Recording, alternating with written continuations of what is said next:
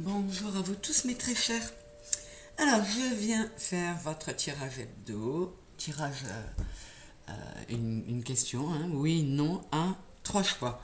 Aujourd'hui nous avons le Oshozen Tarot, le Ciel et Terre Tarot et le Yggdrasil. Allez, c'est parti pour ceux qui auront choisi le Oshozen Tarot. S'il vous plaît les guides, un oui ou un non pour mes spectateurs, les internautes, abonnés ou non, qui se posent une question dans leur tête. Un oui ou un non. Wow, ça voltige. Un oui ou un non, s'il vous plaît. Hop, hop.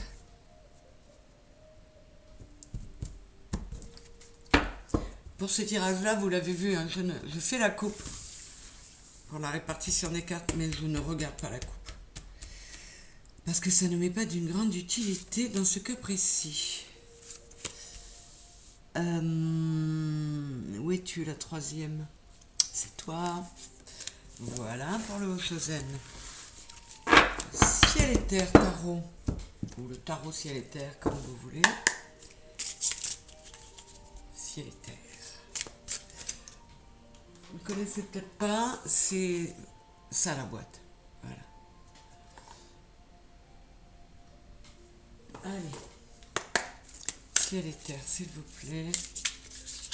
Une réponse oui ou non pour mes abonnés qui auront choisi ce jeu et qui se posent une question. Mes abonnés ou pas, spectateurs, je veux dire. Puis évidemment, si vous ne l'êtes pas et que ça vous convient comme ça, ben rejoignez-nous. Hein. Abonnez-vous. Mais ce n'est qu'une suggestion, bien sûr.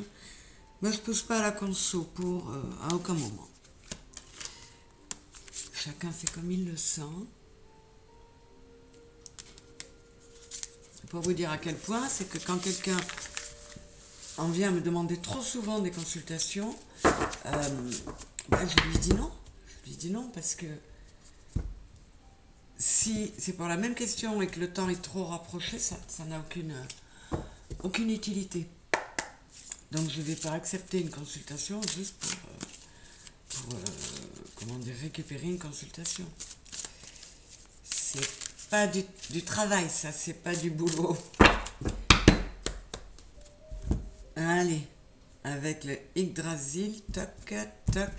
Alors lui, comme tous les gros paquets, va sûrement être réticent pour l'éventail, là, vous voyez, il s'étale pas bien. Mais bon, il arrive quand même. Allez, toi, et toi. Voilà, c'est du vite fait. Allez, c'est parti. On va pouvoir débriefer. Yggdrasil, ciel et terre et Oshozen Tarot. On y va. La morale avec la reine d'épée.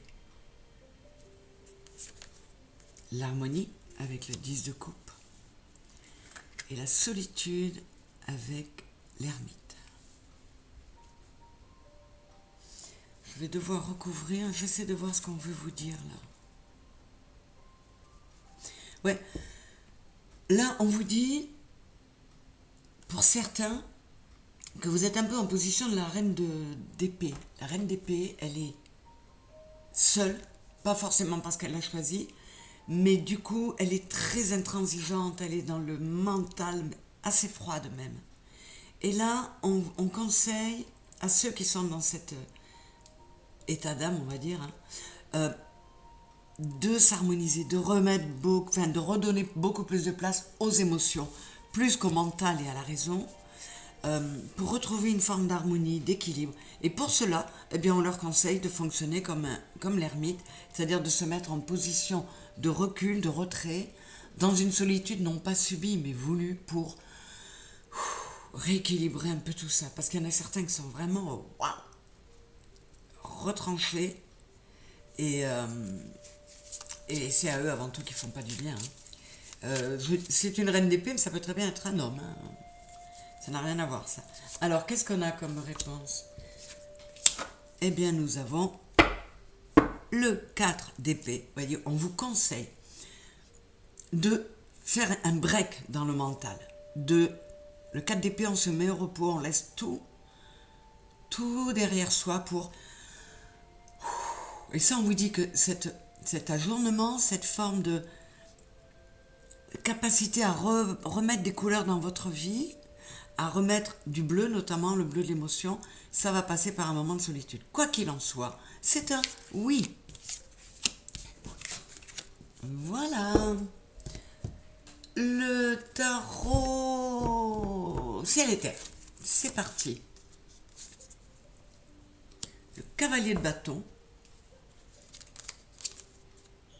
La grande prêtresse.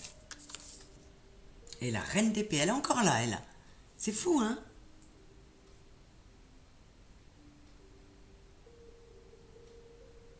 Alors là, on peut me parler de quelqu'un qui est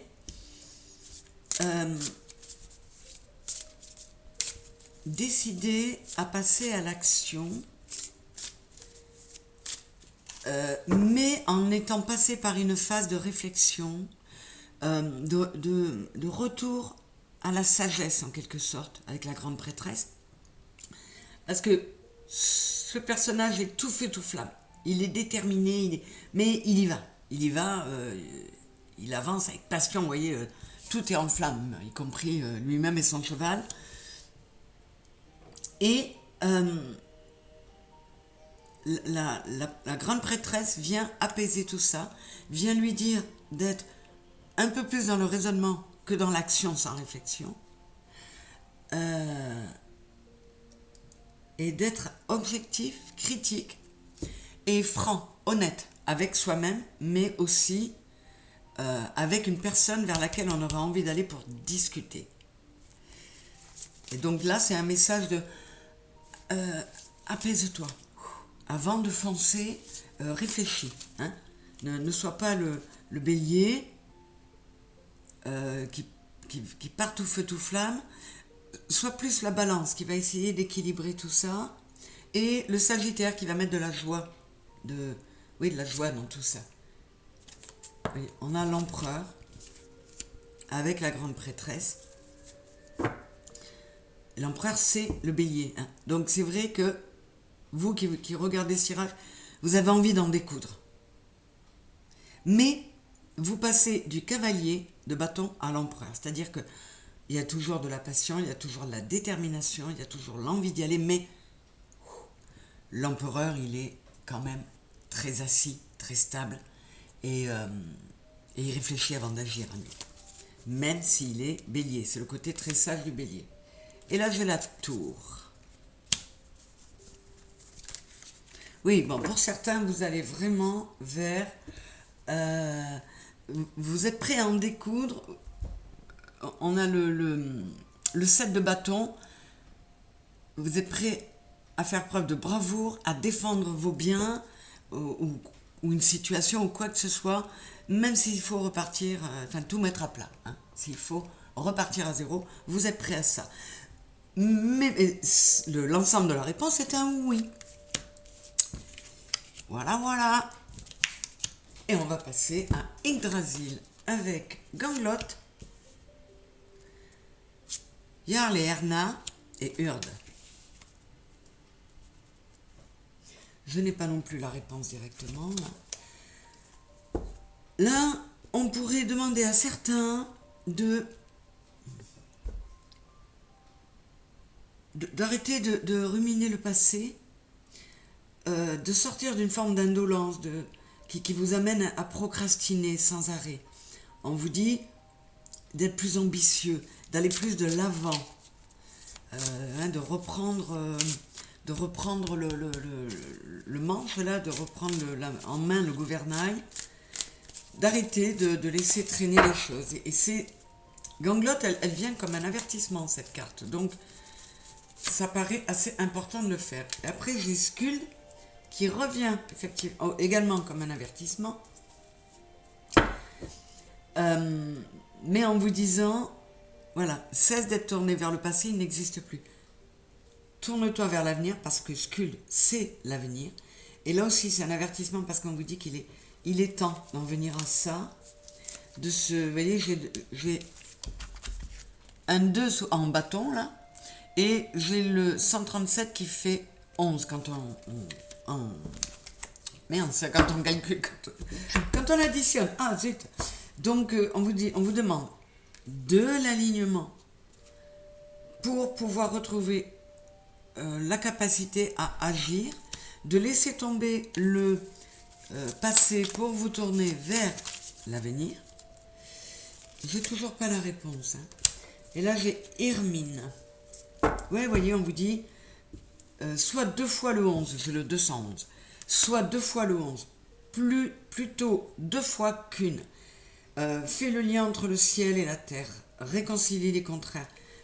Remets-toi en harmonie déjà avec toi-même pour être en capacité d'oublier le passé, ou en tout cas de ne plus vivre dedans, et de